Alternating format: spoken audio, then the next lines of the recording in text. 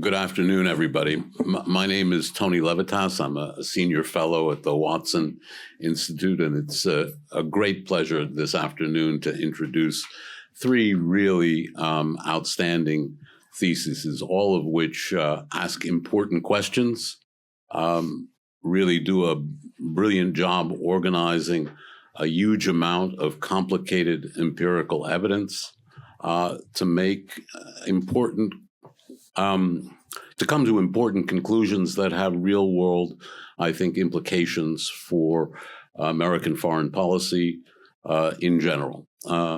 So without trying to summarize their work, let me just introduce the theses that we'll hear about today and turn over the floor. So the first, we'll hear from Mira Ekambadi. Re-examining the threat perception, tracing the U.S.-India relationship between 1947 and 1971. Lauren Chow, a nuclear enigma, understanding the U.S. intelligence failures in assessing North Korea's nuclear threat. And Daniel Solero, the specter of empire, passportization, and the Russian imperial project. So with that, I turn the floor over to Mira.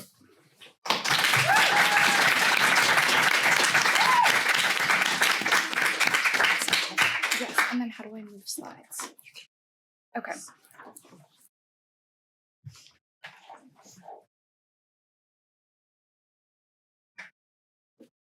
Hi, everyone. Thank you so much for being here. My name is Mira, and I'll be presenting my thesis, Re-examining Threat Perception, Tracing the U.S.-India Relationship between 1947 and 1971. I was motivated to do this research after taking my favorite class at Brown, History of American Intervention, which got me interested in thinking about how nations perceive other nations as threats and the deleterious actions that can provoke. Thus, my research question is, under what conditions is a nation perceived as an ideological threat? This is an incredibly prescient question because what determines threat perception is still debated within international relations literature. To understand threat perception, I selected a case where the conditions for perceiving a threat were present, but no threat was actually perceived. I'll detail this more in the research design section, but this allows for exploration of potential mitigating factors for threat perception. Thus, my narrow research question is, why was non-aligned India not viewed as a security threat by the United States during the Cold War? Like I mentioned earlier, there are several existing schools of thought about what determines threat perceptions. The earliest models are also rationalist models posited by realists like Kenneth Waltz and Joseph Grieco that states power asymmetries are the primary triggers of threat perception. In contrast, I use Richard K. Herman's description of image theory, which describes that in the complex and information-saturated international system, images serve as cognitive schemas that help actors make sense of the world. These images are simplified mental representations that allow countries to filter new information through this image. For example, if there's a border dispute between two nations, a nation would take a drastically different foreign policy approach if they perceive the other nation as an ally versus if they perceive the other nation as an enemy. Not only does my study support image theory, but it also explores how those national images are constructed by closely tracing this relationship. Then, on a practical level, threat perception is crucial to my study because it underpins global conflict. Having a better idea of the mechanism that determines threat perception could lead to conflict resolution and mitigation. Then, in terms of research design, the case study centers on the US-India relationship beginning in 1947 following India's independence and concluding in 1971 after India signed a treaty with the Soviet Union, thereby ending its policy of non-alignment. This period captures the height of the Cold War, a context that is crucial for this study. I chose India because the US perception of India marks a departure from typical American policy toward the non-aligned movement. The non-aligned movement emerged in the 1950s by nations seeking to avoid alignment with either the US or the Soviet Union during the Cold War to preserve their economic and political independence. It was primarily a post-colonial approach by formerly colonized countries. The US was intensely suspicious of non-aligned countries during the Cold War, viewing them as potential Soviet pawns. In response, the US often engaged in covert interventions to destabilize governments suspected of being too closely aligned with the Soviet Union. For example, the US helped orchestrate the coup that overthrew democratically elected President Arbenz in Guatemala, helped instigate the removal of Prime Minister Mossadegh in Iran, and conspired in the assassination of Patrice Lumumba in the Congo, thus underscoring a trend of covert and militarized intervention. Because India and these other countries shared the same background conditions of being in the non-aligned movement and being averse to external domination, I explore India to determine why the same background conditions led to differing policy. In order to construct a detailed historical narrative of US-India relations from 1947 to 1971, I used process tracing, a research method used to identify and verify causation. To conduct this process tracing, the study relies on qualitative document analysis. The primary corpus is assembled from the Foreign Relations of the United States volumes, supplemented by documents from the National Security Archive. The Foreign Relations of the United States volumes are the official documentary historical record of major US foreign policy decisions. So each book, let's say, would be US-India 1955, and it would be hundreds of pages containing every correspondence from the Department of State, the CIA, the National Security Agency on a given topic. So for the 25 years of my study, there were thousands of documents. Thus, I developed inclusion and exclusion criteria to assemble the corpus, and then used the content analysis software NVivo to analyze the data. And qualitative coding is basically the process of organizing qualitative data by assigning codes or labels to specific segments of text. So it's almost like you're highlighting a document and then labeling that specific highlighted section. So to do so, I developed the NVivo codebook. This is an excerpt. I created 61 potential codes. These are 8 of them, centered on potential geopolitical assessments the US could have had towards India. So every time you make a little highlight, you assign one of these. So then in terms of findings, there are 2 buckets of findings. The first is that the US did in fact have an ally image of India, and then I'll talk about how this image was constructed. But first, on the ally image of India, US policy towards India was very forgiving towards non-alignment. The US policymakers did not see evidence of Soviet interference in the government, unlike in other non-aligned countries where the threat of Soviet encroachment was frequently invoked. This even remained true when the Communist Party of India won electoral victories. This manifested in significant support, symbolic support for Prime Minister Nehru, who is perceived as a key ally of the US, economic support, specifically food aid, and even military support when China attacked India in 1962. I do not want to make it sound like this was a perfect relationship. The US government obviously remained wary of signs that communist influence was growing, and specifically, Indian official, through the short tether food aid policy, President Lyndon B. Johnson punished Indian officials for criticizing the Vietnam War, which illustrates a persistent divergence in US-India relations, that India's opposition to the Vietnam War stemmed from a deeper philosophical resistance to external domination and interventionism. And then finally, in terms of some difficult factors of the relationship, President Richard Nixon and National Security Advisor Henry Kissinger had particular hostility for Prime Minister Indira Gandhi. That was just personal. How was this ally image constructed? So 2 main points of this construction. India was perceived as fundamentally aligned with US interests, and to do so, Indian democracy is frequently invoked. From the very beginning of the Indo-US relationship, US officials emphasized the fortitude of Indian democracy, thereby strengthening American identification with India as well as reducing concerns about its volatility. Democracy is also frequently coupled with political stability in these documents. More significantly, US officials also emphasize the sophistication of India's governing elite. This descriptor sophisticated appears 4 times within the corpus, and this contrasts very strongly with characterizations of other non-aligned governments as naive and vulnerable to Soviet influence. It also implies acculturation to Western cultural values, made more strong by the fact that at one point a US document describes Indian democracy as inherited from British colonization. This recurrent characterization seems to reflect a subtle belief that India's colonial history made it more legible to the United States. Thus, this thesis reinforces image theory. The US used a consistent ally image that then justified political as opposed to military or security foreign policy action. In this case, threat perception was not mitigated by military assessment, there I don't think ever were any, or even a straightforward assessment of India's political situation. Instead, India's status as a democracy, particularly with a Western educated elite, created a similar perception that allowed all actions to be filtered towards this lens. For example, communist electoral victories were seen as an aberration rather than the rule because they thought, actually, this is not who they really are. The use of a cognitive schema is apparent in the fact that the same few phrases kept recurring, and the language used in these documents is highly emotional. Very rarely in these documents are military capabilities assessed, and owing to the Cold War climate, language is very emotional and fearful. Practically, we can use the emphasis of shared values in order to mitigate threat perception. For example, Indian officials frequently referred to being anti-communism to American policymakers.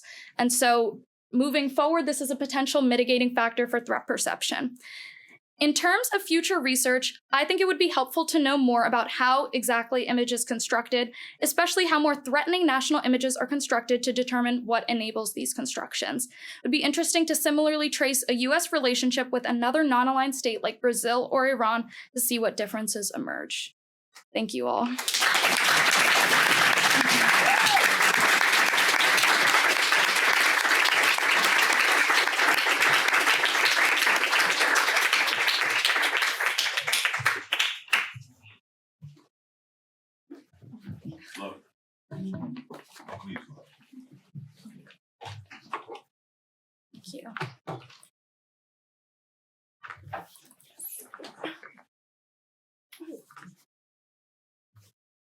Thank you. Thank you. Good afternoon. My name is Lauren Cho, and today I will be presenting my thesis, A Nuclear Enigma, Understanding U.S. Intelligence Failures in Assessing North Korea's Nuclear Weapons Program. As someone who grew up hearing about North Korea mostly through headlines and sometimes even fear, I wanted to go deeper to understand not just what went wrong, but why it keeps going wrong. I became interested in understanding how the U.S. intelligence community analyzes North Korea and their interests in a nuclear weapons program, and why these decades of negotiations with North Korea have failed to stop North Korea's nuclear progress. While there have been many theories about intelligence failures, most seem to center around the internal shortcomings of the U.S. intelligence community, and oftentimes left a gap when it came to understanding how external adversaries like North Korea actively shape and exploit these internal weaknesses to their own advantage. This has led me to answer two important questions to understand why these failures keep occurring. Why has the U.S. intelligence community struggled to accurately assess and adapt to North Korea's advancements in its nuclear weapons program? And more generally, what fundamental challenges prevent the intelligence community from effectively interpreting and responding to evolving challenges and complex threats? There is existing literature surrounding theories of intelligence failures and why it happens, but each of them have their own flaws. First, the politicization and cultural biases theories explain intelligence failure as a result of internal distortion, either from political pressure or analyst assumptions, but both overlook deeper flaws. They ignore how cognitive biases and fixed frameworks make intelligence vulnerable to external manipulation, especially by deceptive actors like North Korea. The structural and bureaucratic failure suggests that the fragmented and bureaucratic nature of intelligence agencies hampers their ability to produce accurate and cohesive assessments. But if bureaucratic dysfunction were the core problem, then post-9/11 reforms like the formation of the Director of National Intelligence, specifically designed to improve coordination between the intelligence agencies, should have significantly reduced failures, but they still persist. This case ultimately matters because the threat from North Korea hasn't gone away. The regime continues to advance its nuclear program, even as diplomacy stalls. The lack of headlines doesn't mean that the risk has diminished. If anything, it makes understanding the intelligence challenges even more urgent. So the graphic on the right captures a core cycle at the heart of my argument. It shows the recurring diplomatic pattern between US and North Korea. So the US intelligence community often fails not because it lacks data, but because it doesn't account for this kind of deception-driven behavior that North Korea employs. By treating each negotiation as a reset rather than part of a long-term strategy, intelligence assessments repeat the same blind spots, which is further reinforced by the institutional inertia and outdated frameworks that US intelligence tend to rely on. So before we go into my research design, I would like to clarify what I define as intelligence failure. So I used John Gentry's three-part definition of intelligence failure, which broadens the concept beyond analytical shortcomings to encompass systemic and operational dimensions. According to Gentry, intelligence failures occur when states fail in one or more of these three key critical areas. The collection and interpretation of intelligence data. The first dimension looks at the challenges of gathering accurate and timely information on North Korea's nuclear development. The second dimension looks at the role of policymakers in interpreting intelligence and aligning it with strategic objectives. And the third dimension looks at the operational challenges of responding effectively to intelligence. For example, delays in addressing North Korea's accelerating missile tests reveal gaps in translating intelligence into timely and decisive actions. The graph on the right shows the cost of misreading North Korea. Despite repeated agreements, missile testing has only accelerated.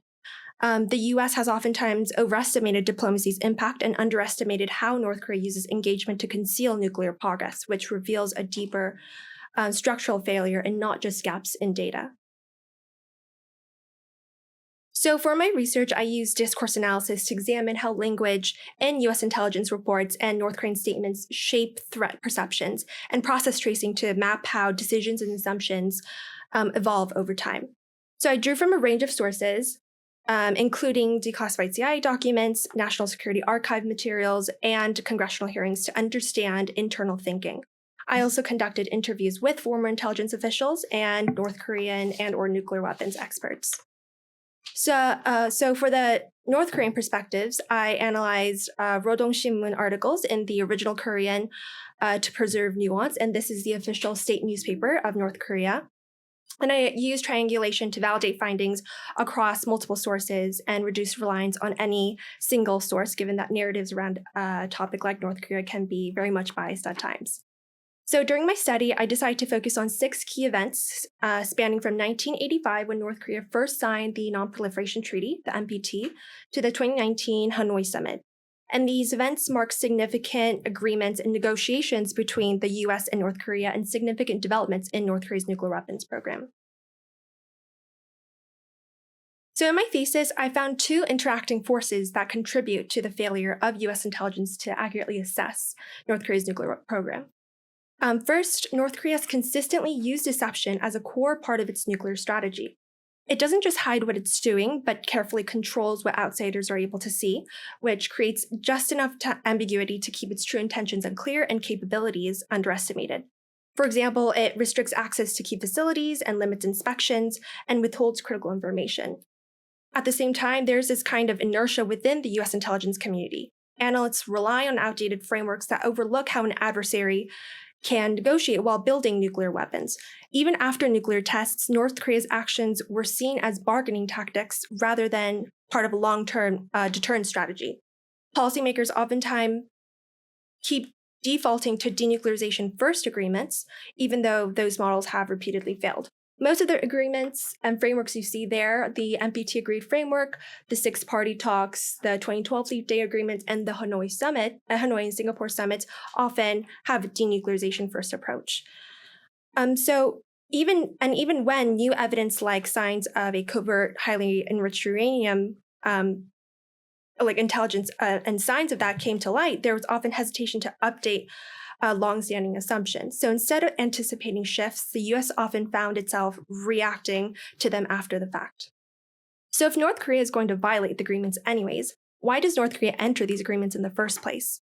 Well, North Korea enters agreements to show cooperation. The answer lies in how Pyongyang uses agreements not as genuine diplomatic efforts, but as strategic tools. By appearing cooperative, North Korea buys time and gains legitimacy and secures concessions and ultimately eases international pressure, all while quietly continuing its nuclear development. So entering into agreements projects an image of cooperation and an image of willingness to negotiate, which helps mask its true intentions and creates diplomatic space to advance its goals under reduced scrutiny. And this strategy is made even more effective by US institutional inertia. Intelligence and policy communities often stick to outdated frameworks that focus on denuclearization first approaches that fail to account for this kind of deception. So even when new evidence emerges, the system is slow to adapt and adjust. And as a result, North Korea's performative diplomacy goes largely unchallenged, and its nuclear program continues to advance behind the facade of negotiations. So my thesis offers 3 key insights into modern intelligence failure. First, it's not just internal dysfunction that leads to failure. It's the interaction between institutional inertia and external strategic deception. Second, North Korea uses deception not just to hide, but to shape analysis and delay responses.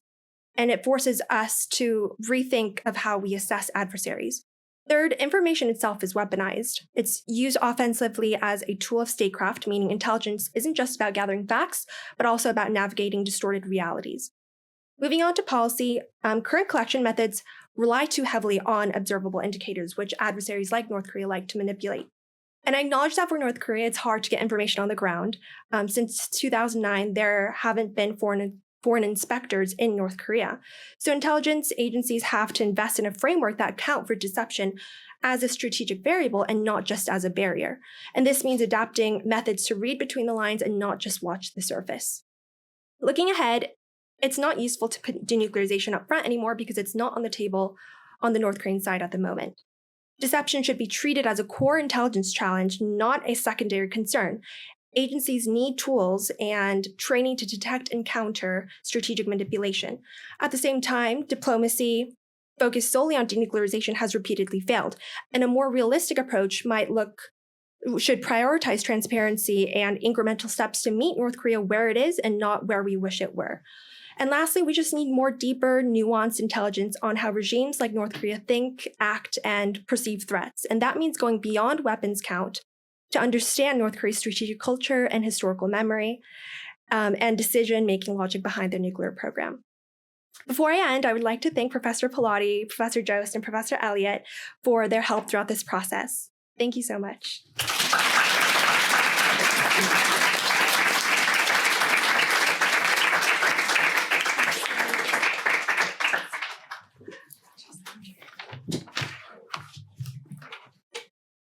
Thank you. Sorry.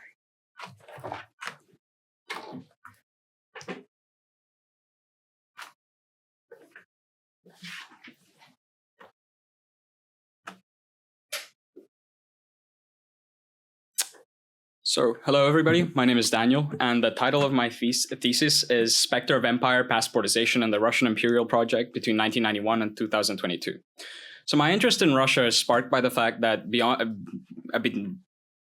despite growing up in the United States, or being born here, I grew up most of my life in Moldova, where my parents are from. And Moldova, over the 3 decades since it emerged as a post-Soviet state after the Soviet collapse in 1991, has struggled with questions of Russian influence and coercion.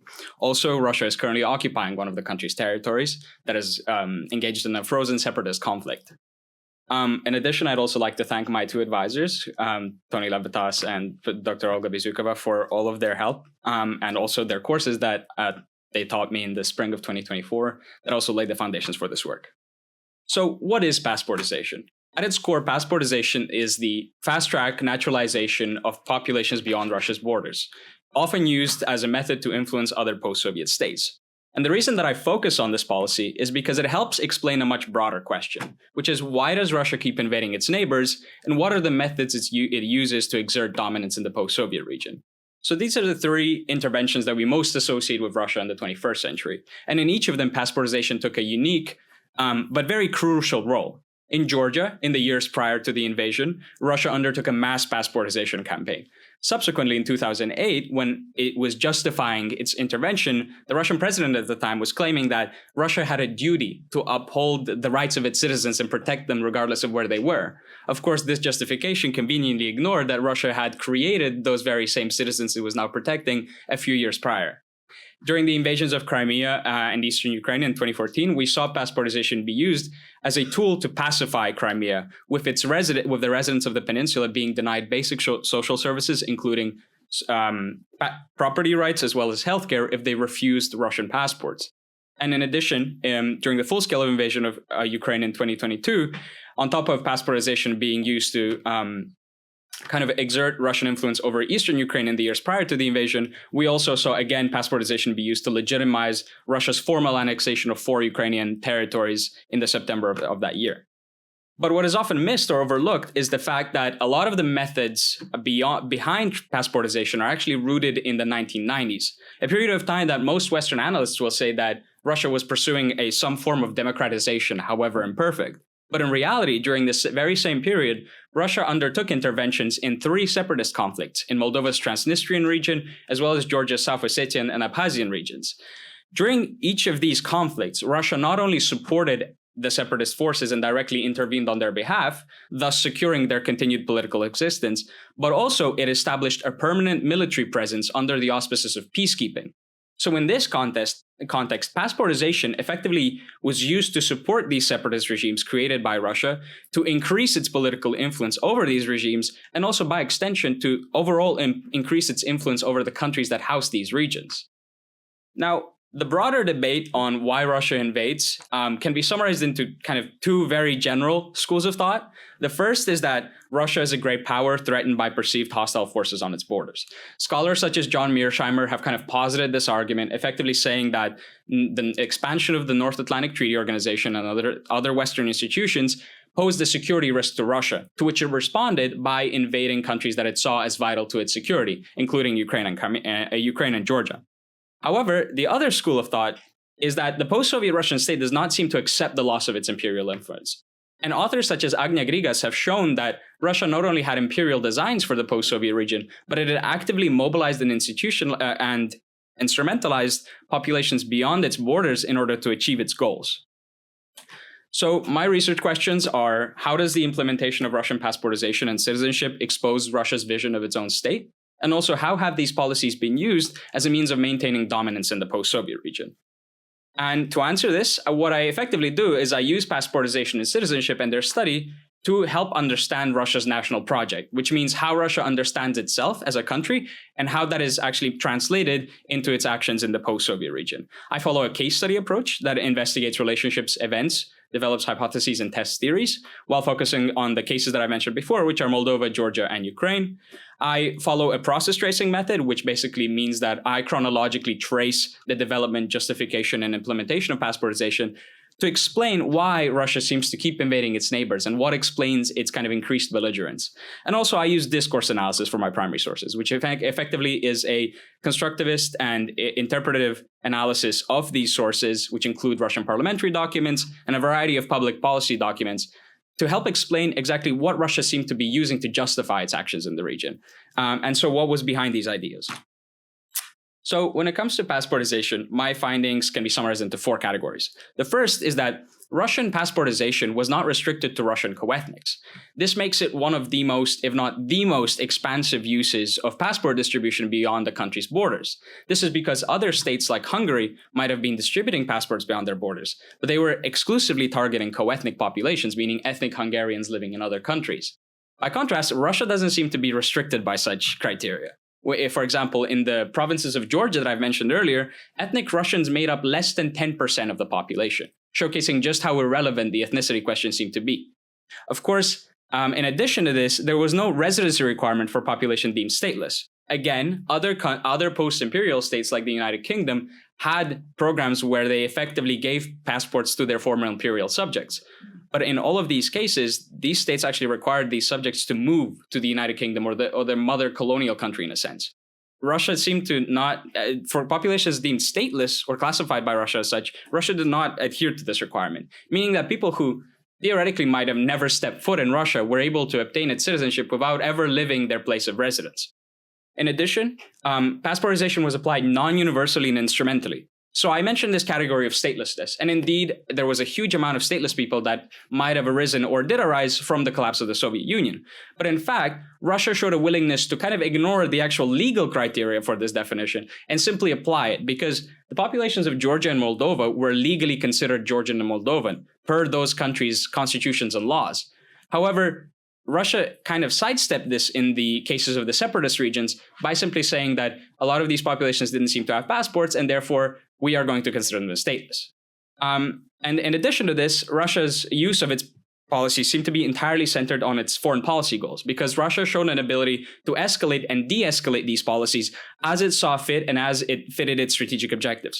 For example, in the case of Georgia, when it saw Georgia getting closer to NATO in 2002, within the latter half of that year, Russia was able to increase the percentage of Russian citizens in the province of Abkhazia from 20% to 80%, showing just how institutionalized this process could be if Russia saw its strategic goals in that. So to summarize my case studies, in Moldova, we see passportization used to undermine the country's Western integration and democratization efforts, and also to strengthen Russian influence over the country's separatist regions. In Georgia, on top of these two uses, we also see it as justifying a military intervention after a mass campaign of passportization. And in Ukraine, on top of these three uses, we also see it as a form of pacifying newly conquered territories and justifying their formal annexation. So what are the big takeaways? The first is that passportization is used to influence post-Soviet countries and defend Russia's perceived imperial space. Russia seemed clearly unable or unwilling to accept that its political influence ended at its territorial boundaries. In addition, Russia does not seem to follow traditional conceptions of nationalism, since the country does not look to unify its co-ethnics, nor does it seem to create an inclusive citizenship policy, because it actually wants those passportized populations to remain abroad so that it can use their presence to later justify its actions or instrumentalize them for whatever purpose. In addition, Russian citizenship reflected its resurgent imperialism that became increasingly institutionalized over the 3 decades, as Russia began to see itself more and more as the center of a Russian world, so to say, a civilization that comprised the post-Soviet region that Russia became more and more determined to defend by all means possible. So in terms of my overall significance, in terms of theoretical implications, perhaps the most important thing is to show that Russia's actions precede NATO expansion. Russia's motivations did not arise during the Putin term, and they were not rooted in NATO expansion. In fact, the political and legal foundations for a lot of Russia's imperialist actions were set during the 1990s. In addition, this study expands the study of Russian imperialism and strengthens the literature on nationalism and passportization by effectively showing how imperialism and nationalism interact and translate into Russia's policies, and also developing a comprehensive timeline of passportization. For my policy implications, I show how we can understand the imperial motivators of Russian policies. For Western leaders, this does not mean that we should isolate Russia or treat it as some sort of pariah state. Instead, we must recognize Russia as what it is, a deeply imperial and aggressive country that has designs on the post-Soviet region, and therefore we must approach it as such and change our collaboration with it to fit this tone. In addition, for Eastern European leaders, I showed that exposing the characteristics of Russian imperialism allows us to show that this is a very dual-sided relationship, where Russia will only accept a country's existence as long as it fits its goals. And the last thing I'll say is, in developing this interplay between nationalism and imperialism, I showed that imperialism is not a thing of the past, and it shouldn't be treated as such. But as we look to combat imperialism, we must be careful to not become the very things that we are fighting. Thank you.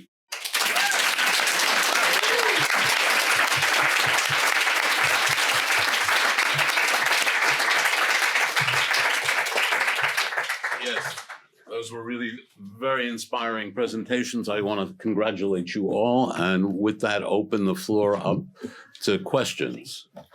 Yeah, the mic over there. Do we have the? Yep, I have one here.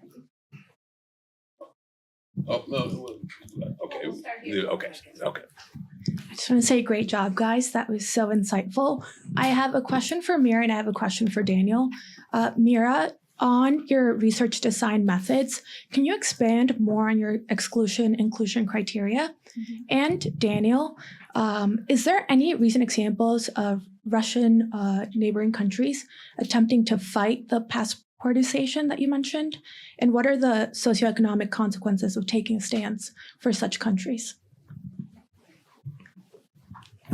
All right, I can start. That's a great question. So in terms of the inclusion-exclusion criteria, I developed 3 questions because what I was looking for is US perceptions about India.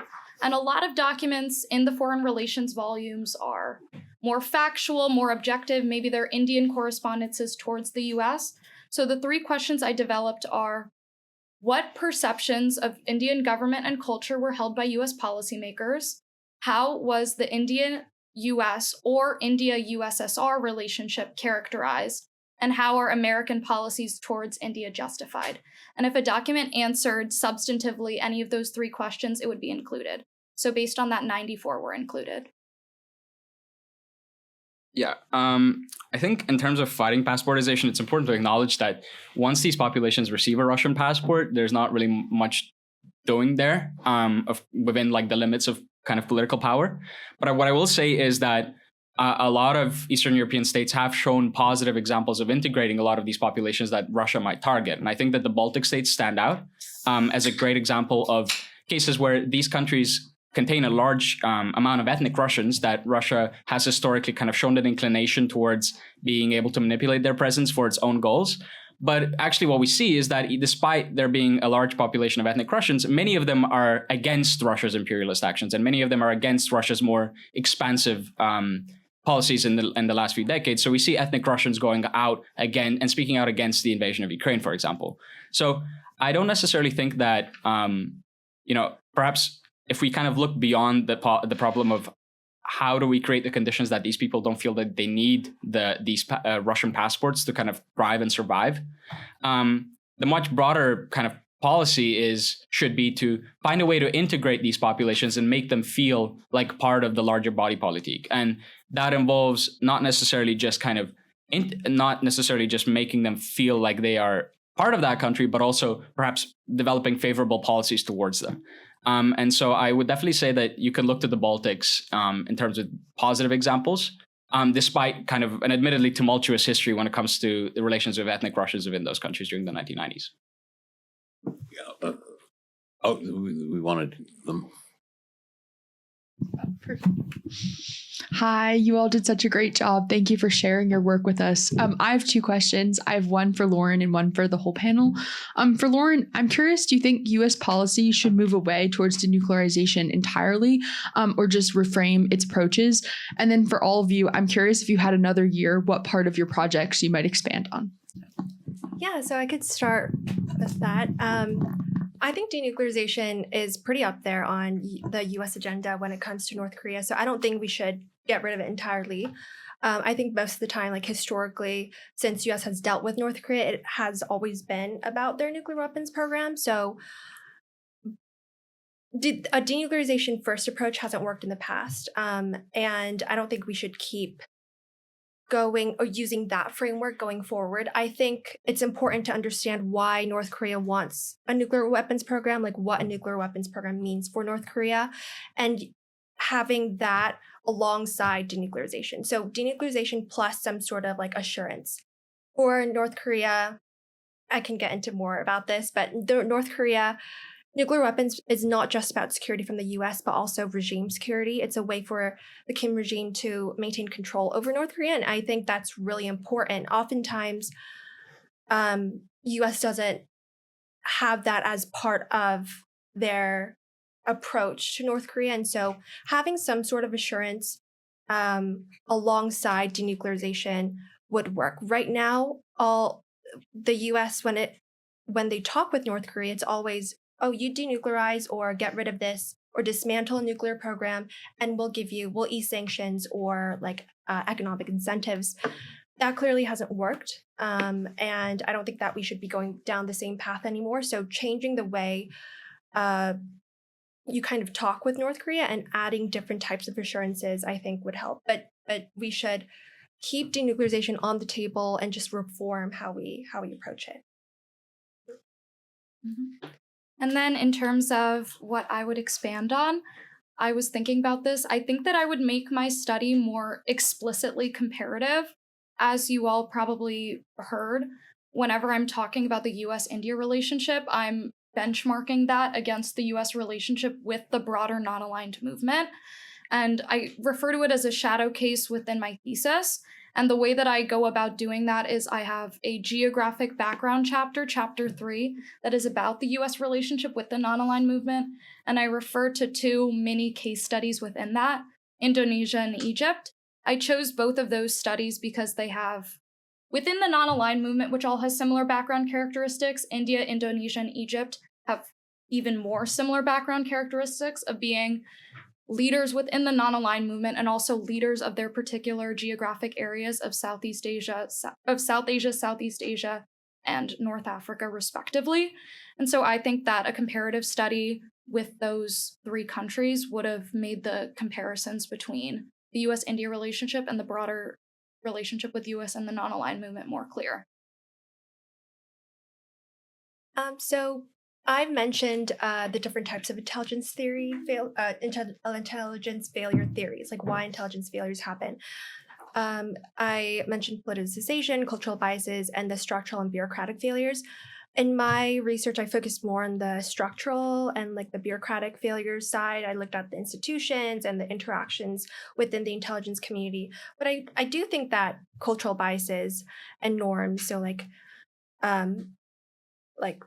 your own biases, perceptions, and even national assumptions, and how that affects the analysis of foreign actors, and even like politicization, where you sometimes like policymakers like pick and choose intelligence. You've seen that in the Hanoi and Singapore summits. I think those all play a key role. Those theories alone are not enough. I'd be interested in seeing how stuff like cultural biases and national assumptions and politicization of intelligence interacts with the strategies that North Korea uses, especially strategic deception. So whether it's like understanding your enemy, understanding North Korea, and having that as kind of like the backdrop for diplomatic engagements, and seeing how politicization might interact with strategic deception, I think is also would be interesting. I'll definitely say I kind of need a small break from reading legal texts, so it won't necessarily be more citizenship law, but I think that something that was just asked is something that was kind of like in the back of my head as I was doing this, which is policy prescriptions. And in a lot of ways, the thesis kind of points to things that could be done, but I do really think that it is worth exploring exactly, one, how do we prevent passportization, and also two, how do we deal with it once it's on the ground? Because, the example of Moldova stands out, and not just because I have a personal bias, but also because Moldova during the 1990s and the 2000s stood out as a country that didn't necessarily show itself to be like outwardly going towards NATO or Euro-Atlantic integration as explicitly as it does in the latter half of the 2010s. But nevertheless, we see Russia continue to use passportization as an instrument, and also continue to like increase its political influence over Transnistria, the region that it helped create. So this kind of goes to show that there isn't really any winning here. Like even in the cases where you might be behaving according to Russia's like preset rules or what it imagines it to be those rules, it will still continue to exert influence over you. And so I think that is kind of the two-sided thing that I might have explored more, which is one, how do Western leaders address this, particularly since this is often like an underlooked or an overlooked subject, or kind of tied to Russian aggression and military intervention, and kind of just said, oh, this is like a tool of annexation. But really, it's a lot more, right? Because it's done before, and it's also done during, but in a different way. So I would say probably prescriptions when it comes to like Eastern European decision makers and Western leaders would be something that I would have looked towards if I had more time. Yep. I think with the next question. I just have a short question for Daniel. What is the cost of passportization for Russia? Like, is it just something that you can just, like, is there any internal costs for it? And also, why wasn't it used kind of in other imperial projects, would you say? It's just because of the time difference? Mm-hmm. The expression like pocket change, it's like pocket change for a man like me comes to mind, because Russia seemed to like spare no expenses when it came to passportization, even though it was actually showing signs that it was trying to limit immigration in other ways. So the kind of the funniest examples of this end up in scenarios where Russia limits its citizenship naturalization pathways at home, to the extent that it seems to be easier to get a passport abroad for Russia than it is to get one at home. And so outside of just the kind of the social services that Russia provides, which include labor pensions, and also past a certain point, they also have a one-time kind of allowance with a limited degree of spending on certain specific things for new mothers. Outside of that, Russia heavily invests in the separatist regions that it kind of passportizes. So this is not necessarily tied to passports themselves or to their recipients, but those regions themselves are artificially kind of subsidized by Russia and virtually kind of kept alive and afloat by it. So, and again, it's kind of important to acknowledge the fact that for a lot of the people who were receiving passports, they weren't necessarily doing it because they had some like ideological preconception towards Russia. A lot of the times it was done for like economic reasons, e.g. the ability to travel because you didn't have another passport, e.g. the fact that the pensions you would receive would be much higher than the average pension you would receive in your country if you didn't have it.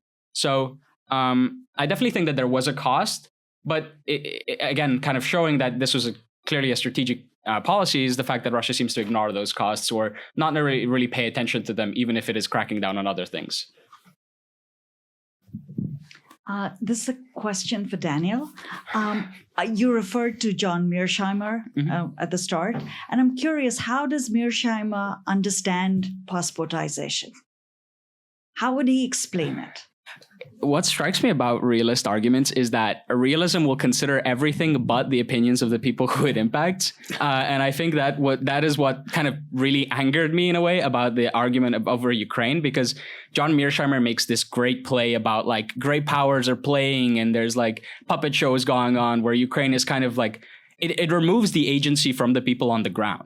And so I would say that realism would just say, oh, passportization is just another theory of Russian invasions, and it's just another justification, which I think hugely removes the agency for, one, the people who are impacted by it, and also the governments that are impacted by it. Because, again, like these theories kind of overlook the fact that in a lot of ways, these countries chose their own fate. Like Ukraine decided to overthrow its government. It wasn't kind of done by this like all-seeing, powerful intervention by a great power. We see signs that it was done by popular mobilization, even though Russia would like to claim that it wasn't. So I think that one of probably the reasons that I kind of try to criticize realism is because of this overlooking of the real human impacts of passportization and of Russia's actions. Thank you. Firstly, I wanted to say that all three of your presentations were so detailed and really, really insightful. I have a question for the whole panel. I'm sure you all, to some extent, had background for you to choose to embark on a thesis in each of your topics. What was something that you learned throughout that surprised you?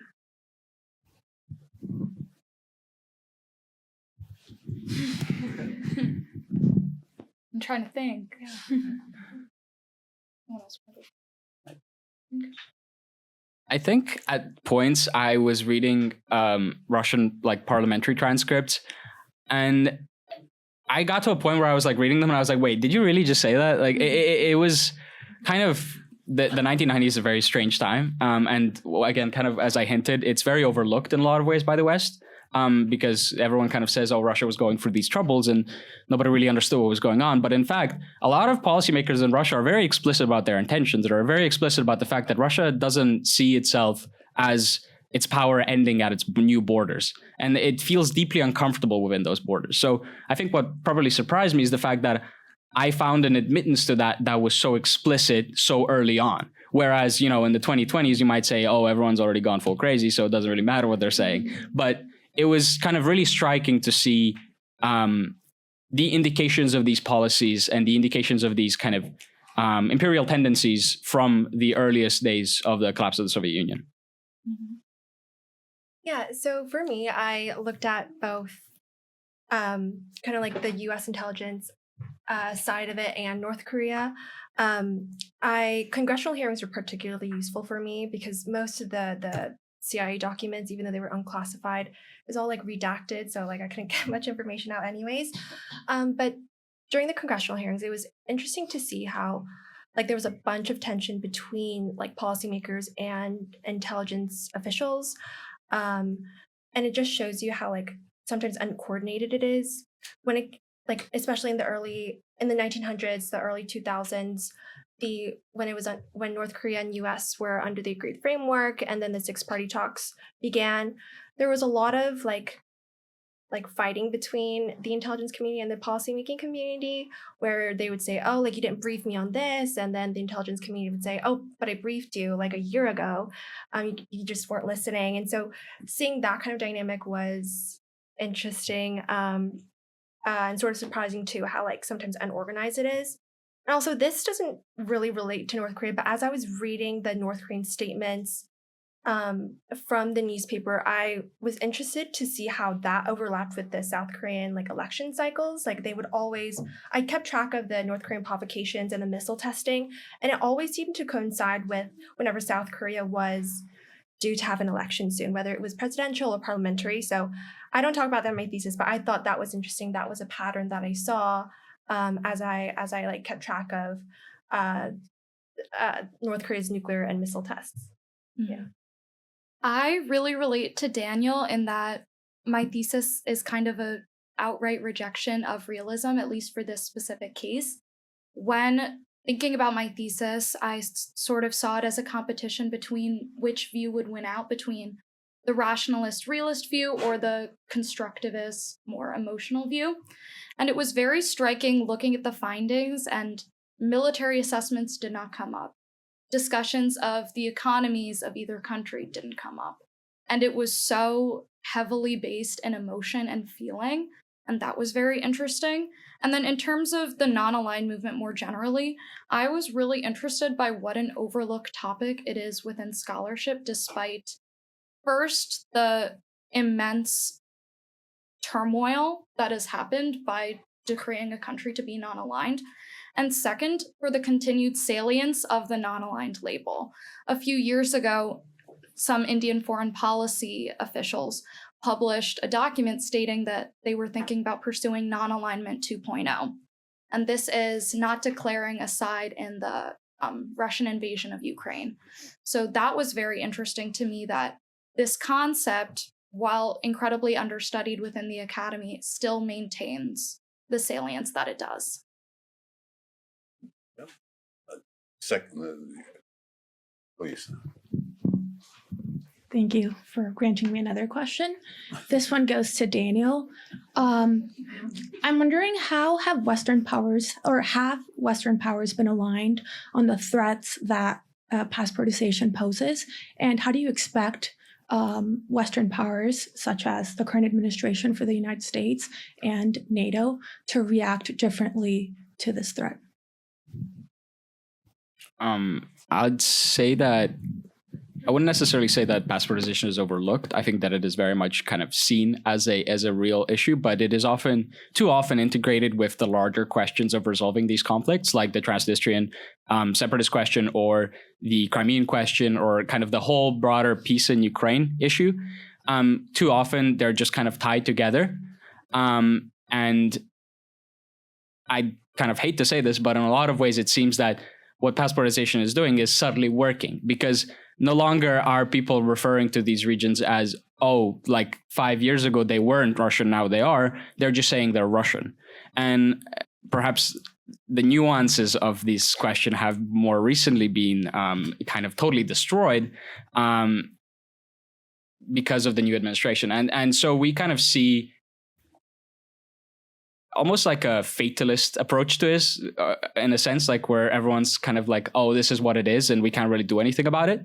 But there are real kind of precedents in history where we have seen things done about it, where we have seen populations that were traditionally kind of viewed as belonging to one state undergo a process of transfer, particularly around like legal political boundary changes. So where people were kind of left to actually decide where they wanted to go, whether that is Russia or Ukraine. And I don't mean left to decide the way that Russia does it, where they say you get a decision, but you actually don't, because if you don't choose Russia, you don't get healthcare.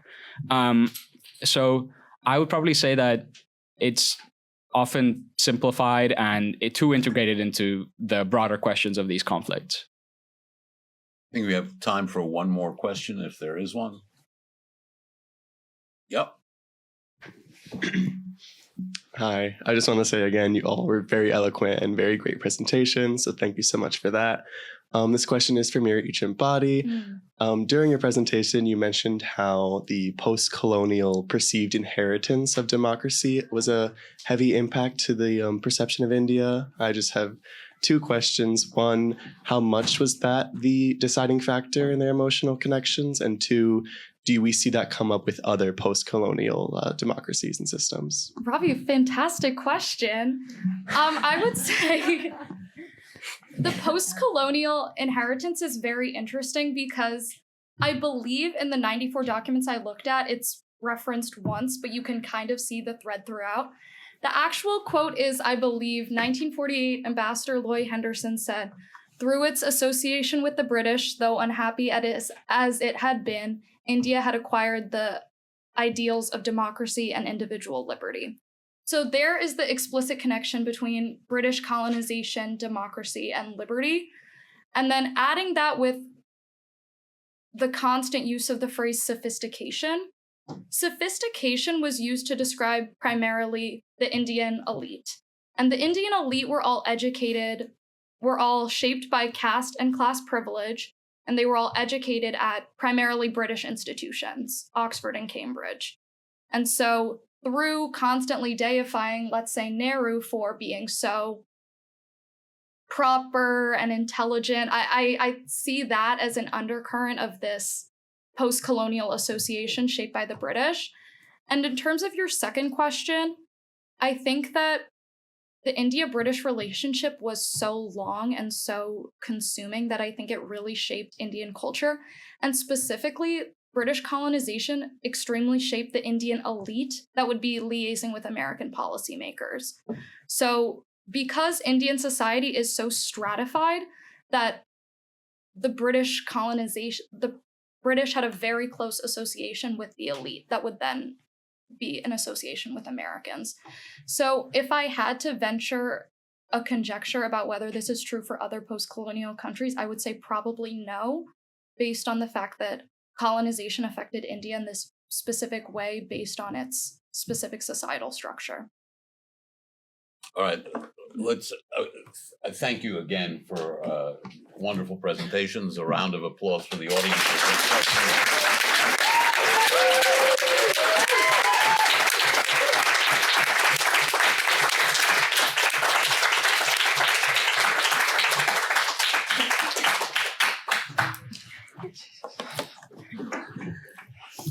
Thank you, Professor Levitas, and thank you, three. Make sure you take your honors cords home with you and wear them proudly at graduation.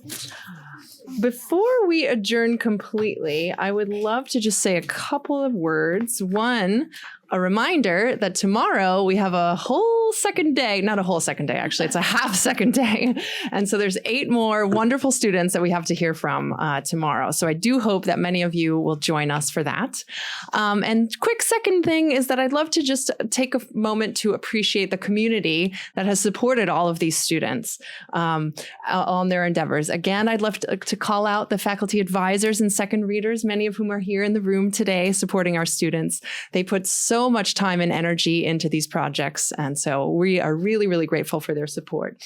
I'd also love to call out Professor Levitas, Professor Pinglay, Professor Moffitt, and Professor Ray for being our faculty moderators today. Thank you so much for doing that and allowing these students to share their work with us. Thank you also to some of our library specialists. I saw Karina Conoyer in the room earlier, Cass Wilkinson Saldana, and Jason Serrato. These library specialists are scholars themselves, truly, who helped many of our students, not just with finding resources, but also with the deep questions of designing their research and collecting their data. So we owe a huge thanks to them.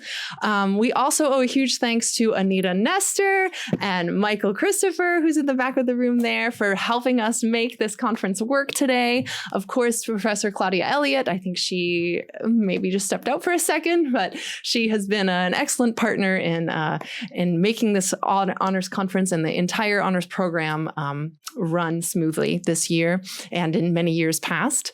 And also, finally, would love to thank all of you for supporting these students in many more ways than just showing up today, I'm sure, and the entire year of this process. And thanks to all of you students as well for sharing your new expertise with us. Congratulations again, and hope to see many of you tomorrow.